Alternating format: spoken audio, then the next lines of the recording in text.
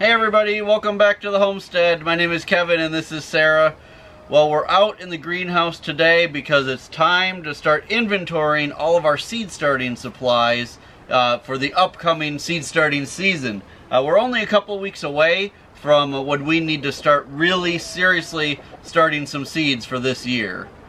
Just like a lot of you, we're supposed to get hit with some really cold weather tonight. We're supposed to actually get below zero, which here in southern Missouri is extremely cold for us. So we thought we'd start this video out in the greenhouse. It's sunny out today, even though it's only in the low 30s outside. It's about 65 degrees in the greenhouse. Beautiful day to be working out here, but as soon as that sun starts to go down, it's going to get cold fast. And while we're out here today in the greenhouse taking inventory, we thought we would bring you guys along too, so we could show you the supplies that we use here on our homestead, but also some alternatives that may be better suited for people who don't grow on such a large scale like we do. So the first thing we need to talk about is a seed starting mix. Now, we buy our seed starting mix in bulk from a local wholesaler, and we use this mix right here, which is made by Sungrow. It's a really good mix. What it is it's peat moss, vermiculite, and perlite. So it's a real fluffy kind of mix, perfect for starting your seeds, and we have a great germination rate with it. But it is, you know, it does come in big bags. So unless you're starting a lot of seeds, it's not something you really need.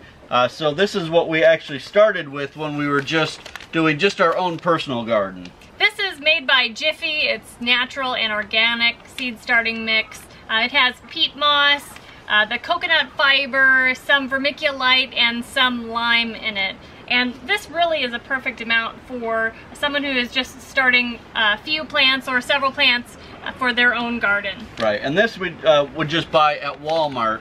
I think it's like $5 maybe for a bag like this. So maybe, you know, even if you have a decent sized garden, you might need 2 bags of this. So that's definitely the way to go. Now that we also sell plants at the farmer's market, and we're literally starting, you know, over 1,000 plants every spring, it just makes more sense for us to go with the bigger bags. But for a home gardener, this stuff is great. Right. So as far as pots or trays that we start our seedlings in, we actually right now are germinating all of our seeds in the house on heat mats, and I put them in these plug trays. This plug tray holds 72, I think, plugs, and so I can start 72 seeds in here at one time. And once they get big enough, then I transplant them into these. These are like 2.5-inch pots. And then they grow out in here until it's either time to plant them in the garden or time to sell them at the farmer's market. Right, and these are what we sell our plants in at the farmer's market. These are nice because these trays are sturdy, they're easy to carry, easy to transport to and from the market, and easy, you know, for people to take their plants home. And this plug tray, it's actually just a plug insert into just kind of a normal tray. And the reason that I choose to start and germinate seeds in this plug tray versus just in these pots is because I can germinate a lot more on a heat mat in this kind of a tray than in the 2.5-inch pots.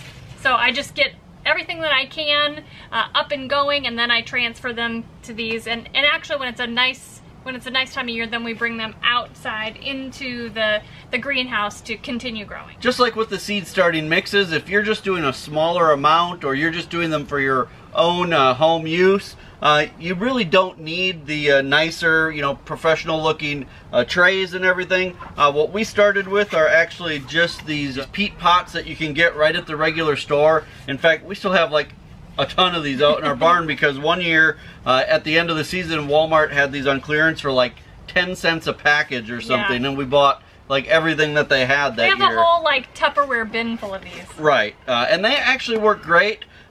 They just don't look real professional if you're selling your plants, which is why we've now transitioned to these. Well, and for transporting, we don't have a tray that fits these well. Right, and they're they're a little bit tippy if you're going to transport them in a trailer and that kind of thing. Another nice thing about these is that you can actually just, you know, plant the whole planter down in the ground. I'll be honest though, I've never had good luck with that.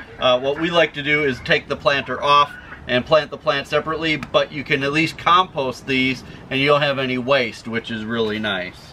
Another thing that we were successful at prior to kind of going more the larger scale was to use these soil block makers. And I actually did a video when we were first starting YouTube. Yeah, one of the first videos we ever did. Yeah, on how to use these soil block makers and a very inexpensive, easy soil block mix to use with these soil block makers. The nice thing about these is that there's no pot to worry about. Right. You don't have to buy anything extra. You just make these all in, you know, a tray, and they can go right from, you know, being the size of this pot and growing up in it, and then go right into the garden.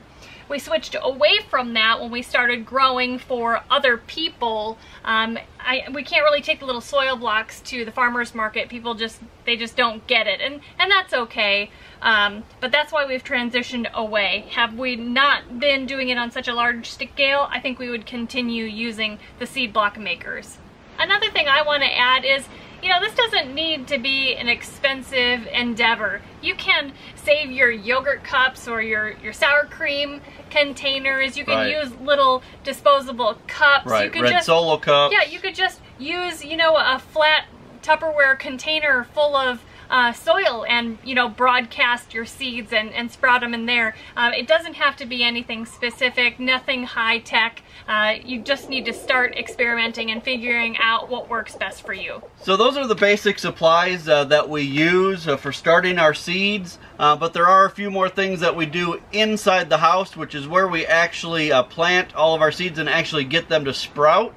So we're going to take you guys inside the house and show you our setup. We're just getting everything set back up for the spring, and we thought we'd show you how all of that works inside the house. We're also going to be conducting a couple propagation tests today to see if certain things will grow, and we'll talk to you more about those in the house. But we're excited to get some seeds in some dirt and get some things sprouting in the house. So we're going to take 3 of these plug trays along in the house with us, so I thought I'd show you guys how we fill them. What we use is one of these tubs.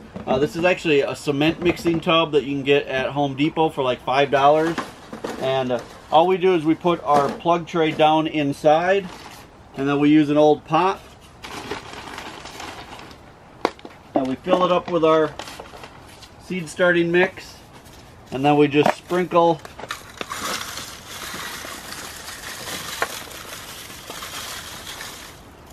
on top of the tray.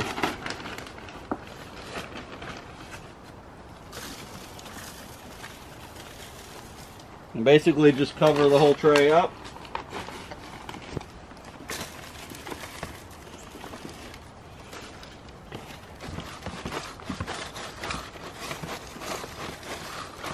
Spread everything around good with your hand to get it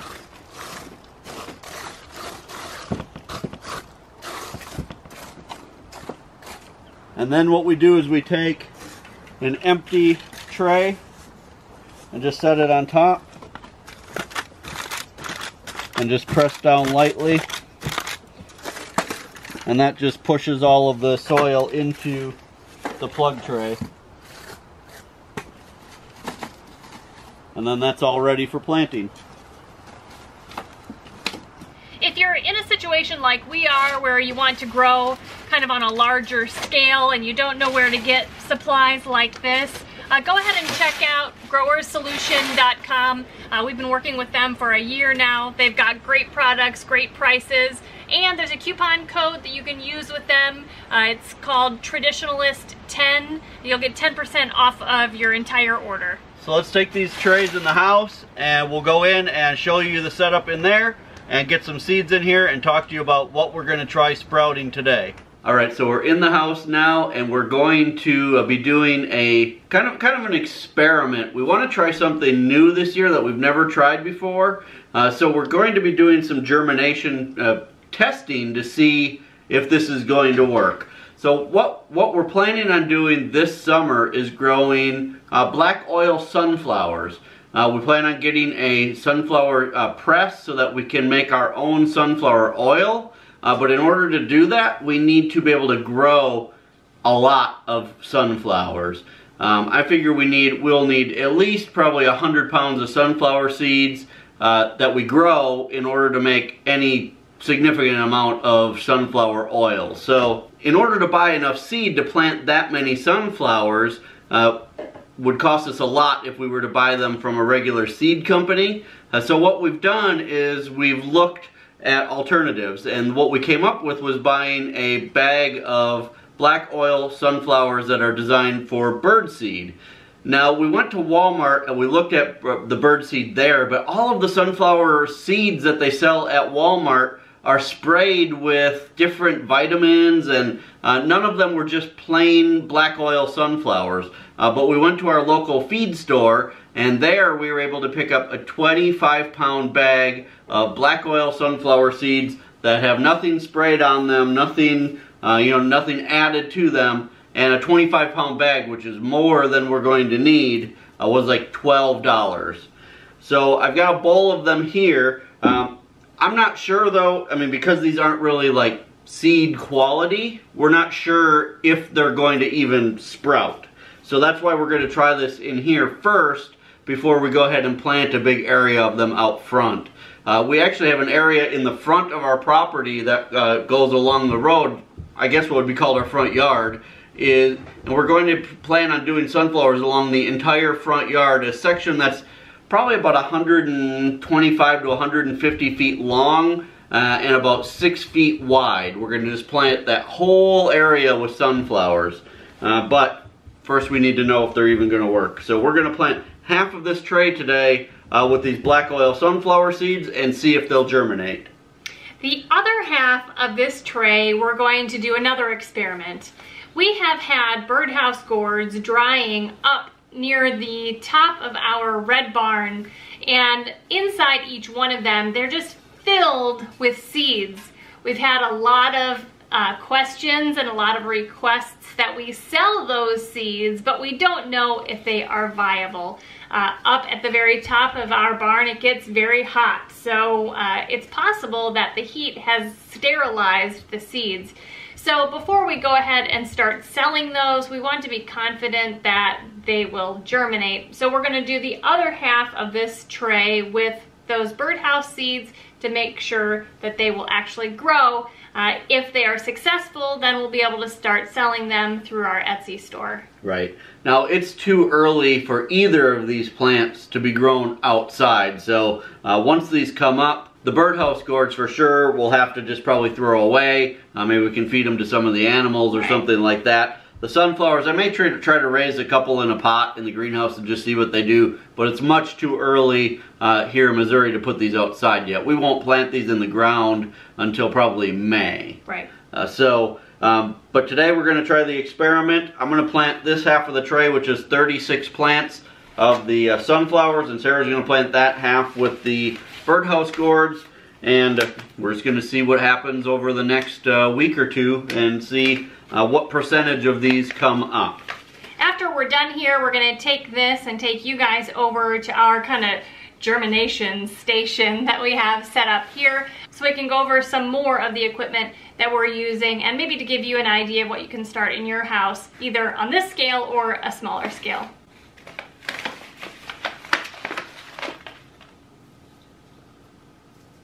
So when we're starting a lot of seeds, I actually spend a lot of time right in this area because I use this freezer here, which is full of meat, but I use it as a watering station for all of the seedlings.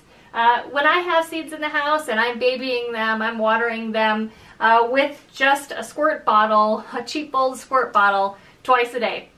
So I need to spray all of these, each one of these little cells, before we can put them over here on our shelves. It's really just as simple as it seems. I'm just gonna water every one of them. So I'm finished watering, and I'm gonna put on one of these plastic domes. These are super handy. They create a greenhouse effect in here and just help seal in a lot of the moisture, and it just helps the seeds germinate. In some cases, I run out of these when I'm germinating a lot of seeds at one time, and in that instance, I just use a piece of plastic wrap, just like cling wrap from the store, and it works fine, and I just take it off as soon as they start germinating. It actually works really well with the small seeds like broccoli, cauliflower, cabbage, and those other little bitty seeds. So that's just a trick I've learned. So we're going to put these over on the heat mat over here on our shelves. So this is where we germinate the majority of our seeds. We have heat mats that allow 5 trays at one time to be on heat mats. As soon as the seedlings have germinated and they're up out of the soil, then we move them to a shelf that doesn't have a heat mat, or we turn the heat mat off. So for a couple months even on our homestead, it's a constant rotation. We've got seed trays coming in here to germinate, and then as soon as they're up, we take them out and either put them on different shelves or out into the greenhouse, and then right away more seed trays come in here for germination. It's really kind of a fun time on the homestead for us. So even though right now I just have 1 seed tray of 72 plants going, in a matter of just a couple of weeks, this entire thing will be filled up with trays. And with these 5 heat mats that we have, we're able to germinate about 350 seedlings at a time. So pretty soon this is going to be a pretty busy operation. I'm so excited. I love this time of year. Now I want to just tell you a little bit about what we have going on here, where we have gotten these things. So if this is something that you're interested in, you can replicate this at your house. These shelves, these are available at Walmart. We have 2 of them right here in this hallway, and then up in our middle room, which is acting as our dining room right now, we have 2 more. So we also got these light fixtures at Walmart as well. They are fluorescent lights. They're just regular fluorescent shop lights. Now we have a variety of different heat mats. The 2 heat mats on the bottom are from growerssolution.com. You can take a look at those online. They do offer a discount, 10% discount to our viewers. This long seed mat we have here, we bought this a long time ago. I think we bought it online somewhere, I don't remember. And then up here is just a smaller seed mat. And we got this at Walmart in the garden section in the spring last year. I want to add that when we have seedlings growing in the house, after we take the dome off, as soon as we possibly can, we start having an oscillating fan going over them. And that's really important in the house. There's no breeze in here. So in order to help the plants grow a healthy stem and not straight up and spindly, it's helpful to have an oscillating fan blowing over them. Also, you know, sometimes when you plant like tomato seeds or something, they grow really tall, really fast. That's because your light is too far away. As soon as I take this dome off and move them to another area, I'm moving the lights down just almost right on top of those little seedlings. And as they grow, I raise the light a little bit and a little bit. That prevents them from just bolting really tall and getting weak and spindly. You'll want to try to do that at your place too.